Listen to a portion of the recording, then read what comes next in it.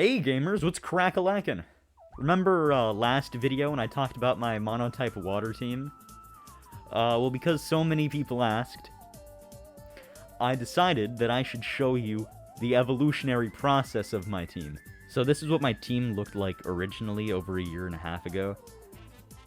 I'm pretty sure every Pokemon here is actually a stolen asset. Like Azumarill was stolen from a troll strat video by Temp6T. Pelipper was stolen from one of the rental teams in Sword and Shield. Gyarados was stolen from Sejun Park's 2013 doubles team with Pachirisu. Lantern was stolen from a statistics video, specifically talking about Thunderwave Lantern and Waterfall Gyarados in competitive doubles. Toxapex was stolen from a friend, and Cloyster was stolen from a random battle. So I'm gonna be honest with you guys, when I said I worked on the team for a year and a half, I meant more that I started the team a year and a half ago and I just kind of kept it, and I really only started improving and finishing it 2 days before the tournament. Luckily, I had the help and support of my best friend Nick. Okay, disappointment of a human being. Just looking at that team, I can tell that you will never amount to anything in your life. Like, just look at that team. What even is that? How can you even decide upon this team? You're all gonna die horribly. Like, God, this gotta be the worst team I have ever seen in my life. So some of the big improvements that I made with the team actually started because I made the team a year and a half ago. So I just kind of used my big brainium to improve the moves that I already had on the Pokemon. For example, I rounded out Azumarill by giving him Protect and Return, because it's no fun if I'm just locked into Aqua Jet. At some point I could always Dynamax and, I don't know, use Return to deal massive damage to someone. I gave Pelipper a Choice Scarf and moved some of the stats around to make it less of a bulky sweeper and like an actual sweeper, you know. And Cloyster, I gave it several multi-hit moves and Explosion, and I gave it a King's Rock so I could flinch my opponents for, you know, troll strats. So just as I was getting confident in my team, you know, beating people on National Dex AGs left and right, I realized there were a couple of flaws. See, the biggest problem that I had with my team is the same reason why I never leave my room. Other people exist. By that I mean in a monotype tournament, people are going to choose other types. Two in particular that I was afraid of. Electric and Fire. Do you hear that?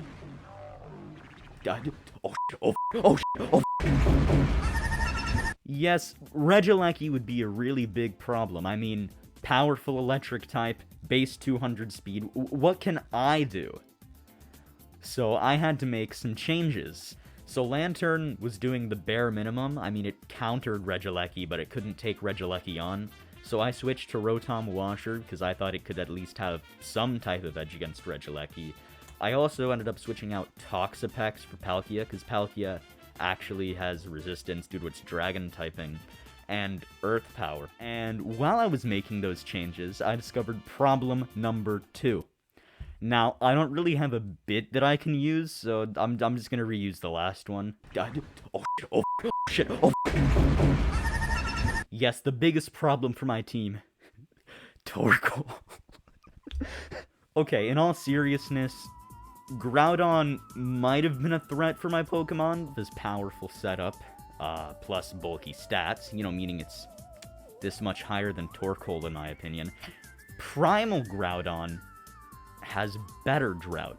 So, if you didn't know, Primal Groudon's ability fully negates the use of Water-type moves for 5 to 7 turns. Which, if you couldn't tell, it's a really big problem for a monotype water team. So I had to make some bigger changes. So of course I gave Azumarill Dig just to round it out. I could always Dynamax then Dig against a Groudon. That would probably do massive damage.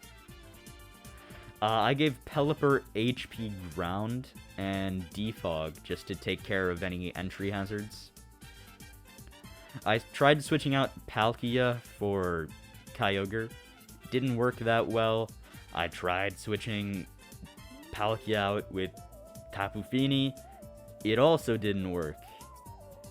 Finally, I decided to switch out Palkia for my Milotic.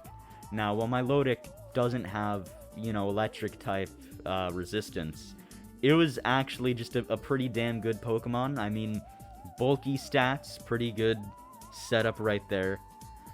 So I did some research, and I found the best possible counter for both Primal Groudon and Regieleki. So doing some quick math, and by that I mean 30-minute calculations, I found out that Greninja with max speed EVs and a Choice Scarf can outspeed Regieleki with max speed EVs. So then, of course, I gave Greninja Protein and HP Ground so I can get off Stab, HP Ground, and also Grass Knot and Ice Beam for Groudon. And that made my team what it is today. Jesus Christ, I get no bitches. Hey, thanks for watching. Oh shit, oh fuck, oh shit, oh fuck!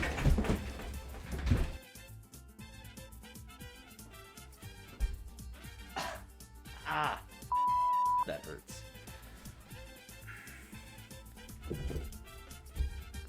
I moved my desk.